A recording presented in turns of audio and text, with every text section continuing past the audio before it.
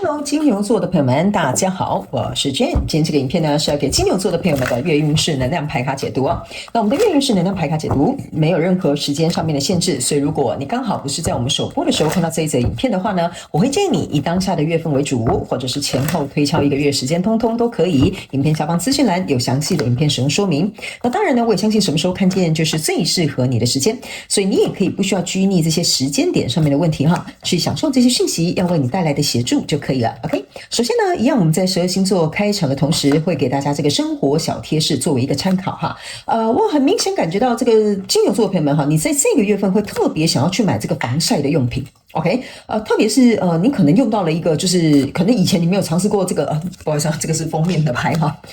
可能这个月你可能会用到一个是这个就是你可能从来没有用过的品牌，然后呢，可能用的时候你就觉得，这个真的很好用，所以呢，你最近可能除了很喜欢买防晒，或最近在研究防晒的东西，或者是刚好用到一个你很喜欢的品牌呢，我觉得这是一个非常好进货的时机，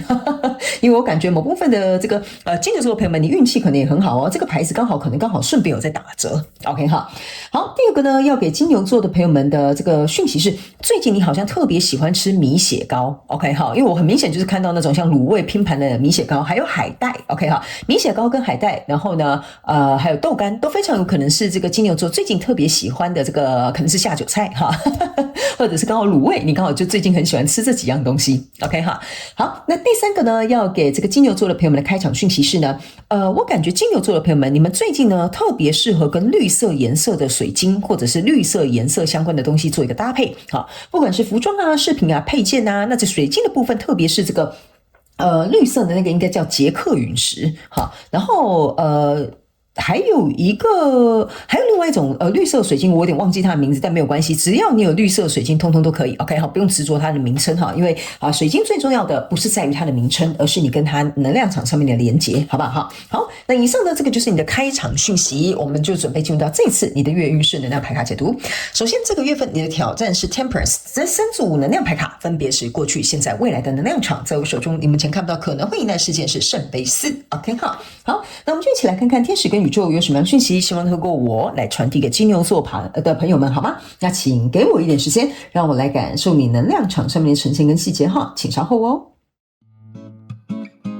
Hello， 大家好，我是 Jane， 非常欢迎大家来到我的频道收看我的影片。为了提供给大家更多丰富精彩的内容，在今年我成立了思维手术室社群，想要邀请你一起来灵活运用妈妈生给我们的大脑。那在社群里，我将会带领大家一起练习思维改写，并且提升自我认知，让你在面对生活当中的挑战有更强大的底气以及过人的应变能力。只要点击影片下方的资讯栏，就会看到思维手术室的社群连结以及入群步骤的说明影片。那接下来就让我们一起来看今天精彩的影片内容吧。哇 ，OK， 好，行。我刚刚为什么会哇的原因是因为呢，你的能量场到后面有一种峰回路转的感觉哈，所以我有点我不知道这是惊喜还惊讶。OK 好，我们一起来看一些细节哈。先跟新来的朋友们讲一下哈，我不是按照牌阵跟牌意解牌的人 ，OK 哈，所以呢，等一下我们在使用这些讯息的时候呢，就跟我一起灵活运用妈妈生给我们的大脑哈，尽可能把这些讯息为你带来最大的这个利益跟效益化 ，OK， 所以你可以自行套用在你在生活当中想要对应的交手的相关状况、人数、事件、梦想或目标，甚至是创业关系，通通都可以。时间还有那个角色都没有任何限制，然后呢可以互换，好吗 ？OK， 好嘞。首先呢，在过去的能量场当中，我个人会感觉蛮明显的，金牛座的朋友们，你非常有可能在一个人事物当中呢，可能正在去争取一个什么东西哈，可能是争取比如说财产争取这个待遇啦，争取这个公平性啦，或者是争取就是说谁应该要做什么事啦，好，这个都可以哈，你们就灵活运用。那我这边就简单举一个例哈，比如说假设好了哈，你现在就是在跟一个你的同事你们可能就是在互相竞争谁可以升迁或者是谁可以加薪，或者是谁要在老板面前成为那个红牌OK， 所以呢，这就有点像说这两个人在争取这一个人说，平常都是我加班比较多，你为什么要让小王升迁那小王可能就会讲说，平常我拉业务最多那你凭什么要给这个金牛座的朋友们升迁 OK 所以这就有点像是说，我们都在为了一个我们觉得对我们来讲是一个实质的报酬跟回报，或者是我们觉得是值得争取的事件，或者是什么东西。所以呢，我们两个就有点在这边吵的就是你争我夺 OK 那在这里呢，这边是有一个宝剑1，这个宝剑1加这个宝剑呢，象征的是宝剑剑二，意思就是说，在这个过去的能量场当中，你们两个可能在争取，但是这个决定还没有下来。比如说，老板就还没有决定是你还是小王谁是可以坐上这个主管的位置，或者是谁才是值得发这个奖金或得到这个奖励。OK 哈，好，所以这个呢，你们可能要自行灵活运用一下哈。但是非常有趣的一件事，你要看一下这支宝剑一。这个宝剑一呢是在这边哈，有这个叫老鹰哈，它是站在一个手的上面 ，OK。但是呢，这个老鹰你注意看到它旁边是有这个罩子把它的眼睛遮住了，所以意思就是说，你目前在跟这个人在争取啦、争吵啦，这个也可以，比如说假设你打官司啊，你们两个双方就是在互辩啊，然后互辩这个过程当中呢，可能这什么？那个什么官法官可能就是还没有下决定嘛，因为都还在看你们的比如说证据，还有在看你们的供词类似像这样我就灵活举例，那接下来就靠你们自己了哈。所以在这个状况还没有任何就是已经拍板定案的这个结局之后呢，我们来到现阶段的能量场因为结果在这里 ，OK， 来，结果在这里呢，这是一个宝剑五，这是一个女祭司，这边是一个权杖女王 ，OK， 好，为什么会说结果在这里？因为原本这两支宝剑已经被丢在地板上，叫做实质已经定案了，所以丢在地板上，所以这个人是看起来说耶，我胜利了，你看我赢了吧？我就跟你说，你争不过我老板就是想要升迁我，你看这个官司我就打赢了 ，OK， 所以这个人有点像是黯淡的离开了这一场 ，OK， 那。这个宝剑三之所以为什么会拿在手上呢？你要去想一下，我刚刚有讲角色可以互换，这个可能胜利者可能是你，也有可能是对方。OK， 这宝剑三拿在手上，象征的就是我不伤心。扮演这个角色的人得到这个好结果的人说我不伤心，我不难过因为这宝剑三我把它稳稳的拿在我的手中。然后呢，来到这里有一个女祭司跟一个权杖女王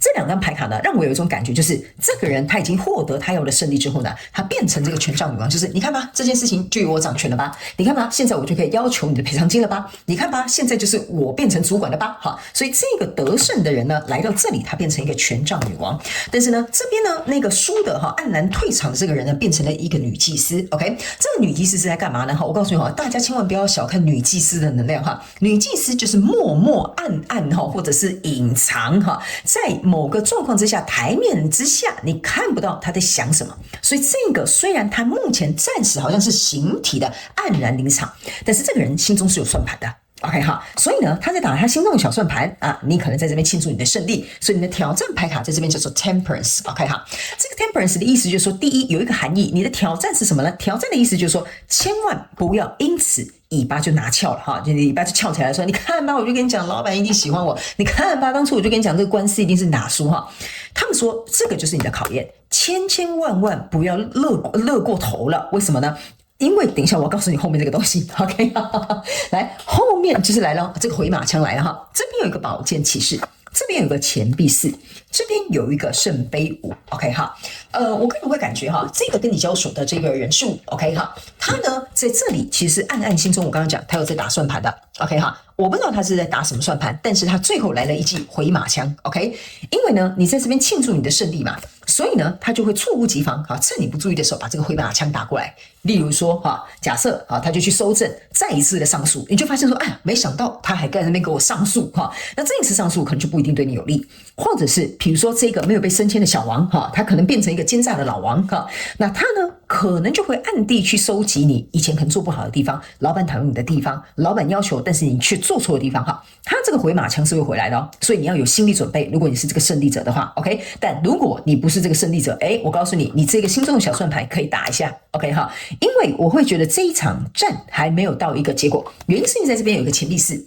这边有个圣杯五，象征的意思就是说，你们两个双方正在想办法要巩固好，就是你们都想去争取的这个钱币十。OK， 那这边有一个圣杯五，象征的意思说，反正我们现在已经闹开了我们两个也不愉快了，对吧？我们就也不需要再演什么表面和平了，是不是这样说？所以这个圣杯三就倒在地板上 ，OK 所以这个人已经掉到河里了，这个人却完全视而不见，还背对他，然后没有想去救他。所以你们两个双方会在想要巩固、守住自己不想失去的，也不想要为对方比如说假设我们这样讲好了，为对方留情面好了或者是为对方留台阶下你们没有想要这样做。这个回马枪打回来之后呢，来到未来你目前看到可能会引来圣杯，这个是圣杯四 ，OK，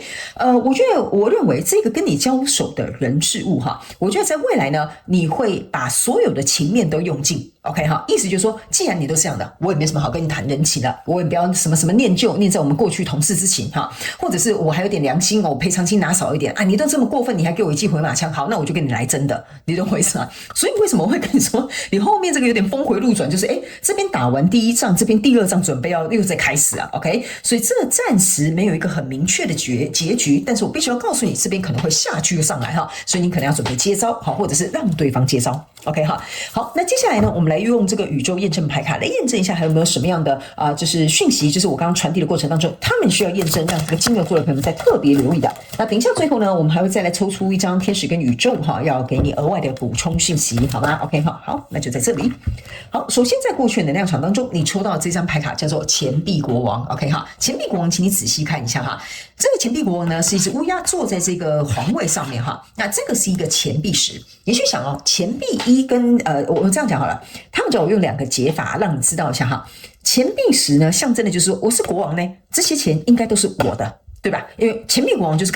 就是钱币国王就是管所有的钱嘛，对不对？所以就算这有多少个人，这有多少薪水，这有什么好处？是应该是由我来得，因为这本来就应该是我的。所以这边我觉得这个人呢，他会认为哈，就是我觉得那个得力的人，我觉得他的成分比例比较大哈，他会觉得这本来就应该属于我的功劳啊，你抢什么抢啊？你懂我的意思吗？哈，因为我是钱币国王 ，OK。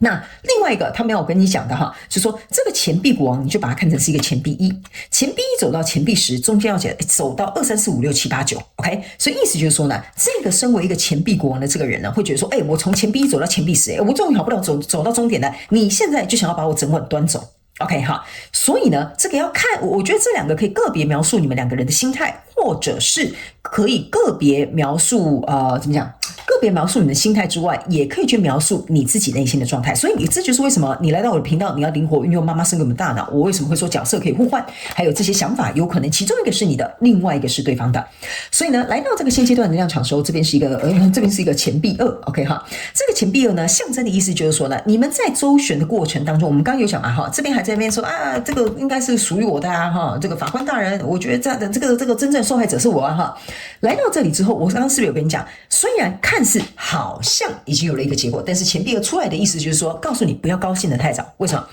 钱币2呢，它象征的就是在 struggle， 就是我有2颗球，我不知道怎么样拿好，对吧？就像烫手山芋一样。所以呢，这个钱币2在这样来来回回的过程当中就代表这个跟你交手相关人数它如果是这个女祭司，她就是在衡量我要怎么样可以再一次把这件事情扳回一城 ，OK 哈，这就是为什么他要思考，他要周旋 ，OK 哈，所以在这里呢，这边有一个宝剑女王，宝剑女王是验证这个 temperance， 象征的意思就是说，你们可能在未来会不留情面的。对吧？是不是这样讲？我刚刚在后面就讲了，不留情面也有可能会打一个回马枪 ，OK 哈。还有一件事情呢，这个宝剑国王为什么要验证这个 temperance 呢？就是说我刚才也有讲，叫你尾巴不要翘太高。如果你是那个赢的人 ，OK， 原因是因为呢，宝剑女王象征的意思就是说呢，要请你在这个获胜的这个过程当中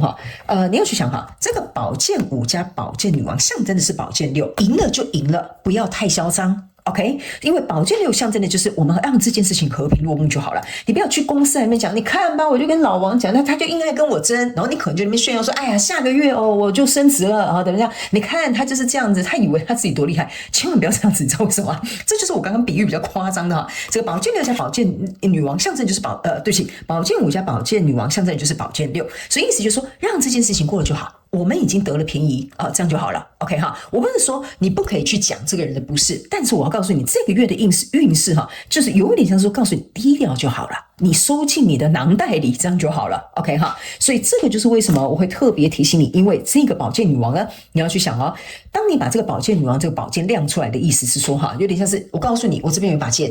OK 哈，我的这个女王宝剑女王的宝剑出来就是要出鞘，就是要见血的。所以他们说，如果你把这个宝剑女王的剑拿出来出鞘要见血，我们杀人就算了，还杀到他骨子里头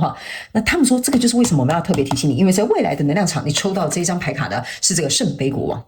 OK， 那这个圣杯国王你要特别注意一件事情你刚刚在这边这个是钱币国王这个呢是一个圣杯国王 OK， 那我们刚刚有讲嘛，你就觉得我不要留情面了，你都掉到河里我才不要去救你了反正什么念什么同事之情反正这个升迁我就是一定要拿到我的手中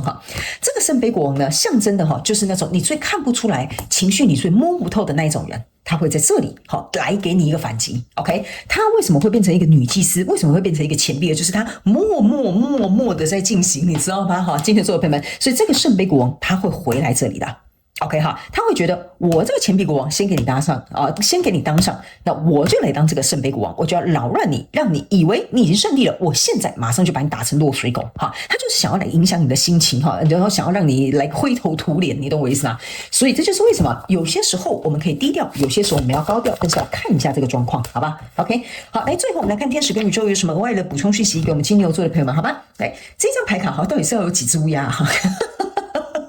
你看，你又抽到这一只乌鸦 ，OK 哈。好，来这张牌卡呢，他们要告诉你一件事情哈，乌鸦呢是一种很聪明的动物 ，OK 哈。但是在某些国家来讲呢，他们觉得乌鸦是一个凶相哈，觉得不是啊，乌鸦是很不吉利 ，OK。他们要跟你讲一件事情哈，这件事情呢要告诉你，它原本是对你有利的。但是你千万不要搞过头了哈，比如说骄傲过头了，或者是就是想要卖弄一下哈，那这个可能就会变成一个不祥之兆 ，OK 啊？但不是说你会衰哦，你不要误会我的意思，要听得懂哈，金牛座的朋友们，这件事情如果我们是赢的那一方，我们就收下，千万不要搞到最后它变成一个不祥之兆了，你把这个反而就是后面这个要回马枪的这个地方，你还自己把它引发出来了 ，OK 哈？然后呢，还有一件事情，他们说你要像乌鸦一样聪明。OK 好，他们说呢，乌鸦呢，平常你会觉得它没什么杀伤力，但是乌鸦呢，他们很聪明的哈，他们可以集体行动，他们又可以用他们自己的嘴巴、脚啊什么之类，把很多东西拆解开来。所以他们也要告诉你的一件事情，就是说，你一定要像乌鸦一样保持低调，但不要让别人看到，不是说不要让别人看到你的实力，他们说我不要这样讲，就是说你要低调，让别人默默知道你的实力就好了。OK 哈，好，所以呢，他们说你只要保持着一个心态天下乌鸦哈都不是一般黑 ，OK， 我可能就是那个特别厉害的，我只是金丝雀假装一只乌鸦哈。